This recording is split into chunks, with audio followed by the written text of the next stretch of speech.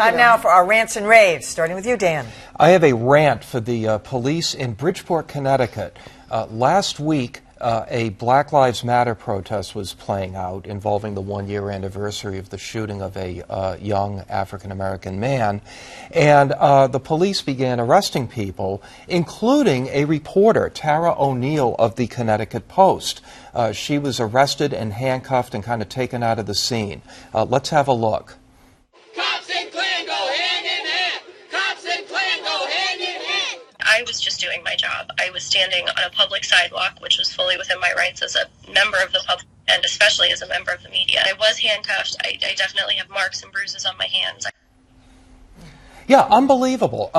She, by the way, says she was wearing press credentials, as she always does, so the police could see that she had was labeled as press. I understand that she was the only reporter on the scene.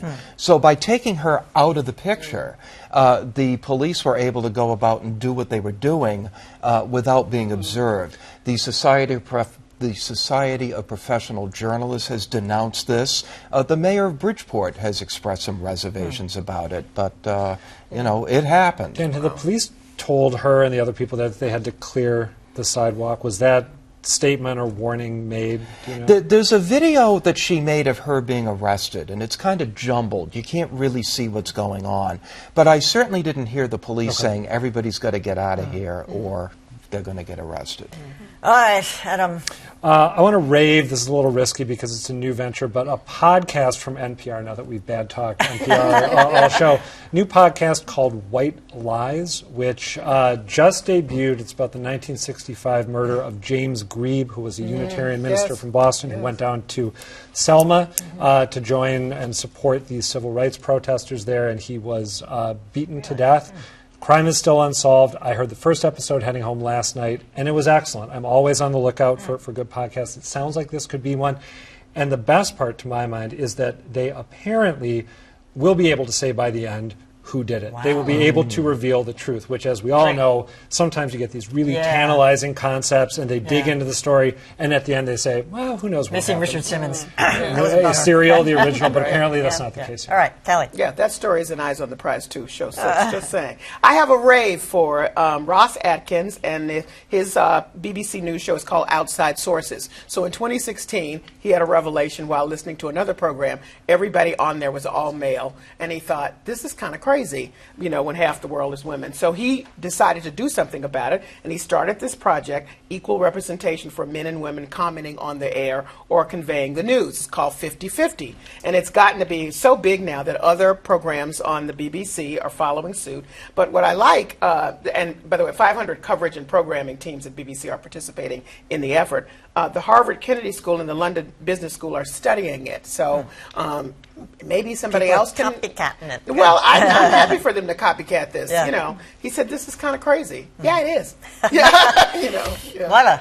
I have a rave for the Center of Media Engagement at University of Texas at Austin. They came out with a new study today that looked at outrage and how clickbait isn't really clicky for people anymore. But beyond that, we all know that spinning a news story in order to maximize the outrage to gain more readers or viewers really undermines your credibility. But now we're finding out that covering the outrage, even if you're covering it objectively, also undermines your credibility. People just are tired of it.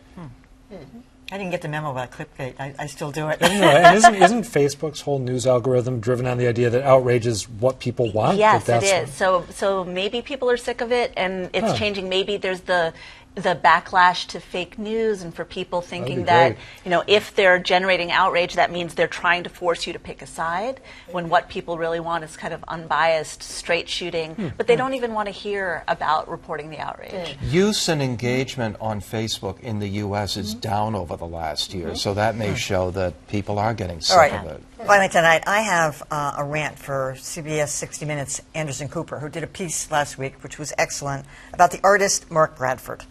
Fabulous piece, and Anderson starts out by disclosing he owns a piece of artwork by this guy, Mark Bradford. And this is the painting that he owns. And, you know, it's in the $1 million or $2 million category. But then he went on to do the profile. I don't think that was right. I mean, he is in a sense, almost investing in his own artwork. It's already worth a couple million. Maybe by the time at the end of the piece, it's worth $4 million. I'm stunned, actually, that the producers at 60 Minutes allowed him to do that. Disclosure is one thing. That's good. Glad he did that. But doing the whole piece, I think that's weird. Don't you? Yeah.